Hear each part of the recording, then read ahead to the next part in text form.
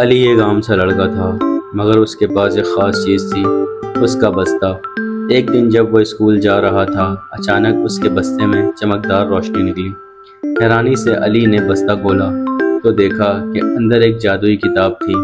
کتاب کے پہلے صفحے پر لکھا تھا، جو بھی خواہش مانگو یہ کتاب اسے پورا کرے گی۔ علی نے فوراً سوچا، کاش میرا سب ہوم ورک خود بخود مکمل ہو جائے۔ جیسے ہی اس نے یہ کہا، کتاب کی روشنی چمکی اور اس کا تمام ہوم ورک خود بخود مکمل ہو گیا۔ خوش ہو کر وہ اسکول پہنچا، مگر پھر اسے خیال آیا، اگر یہ کتاب ہر خواہش پوری کر سکتی ہے تو میں اسے نیکی کے لیے استعمال کیوں نہ کروں۔ اس دن سے علی نے کتاب کو دوسروں کی مدد کے لیے استعمال کرنا شروع کر دیا۔ اگر کوئی بچہ بھوکا ہوتا تو وہ جادوئی کتاب سے خواہش مانگ کر اس کے لیے کھانا لے آتا۔ اگر کوئی بیمار ہوتا وہ کتاب سے دعا کرتا اور وہ جلد ٹھیک ہو جاتا۔ جلد ہی علی کا بستہ پورے شہر میں مشہور ہو گیا۔ لوگ اس کی کہانی سننے لگے اور یوٹیوب پر اس کا ویڈیو وائرل ہو گیا۔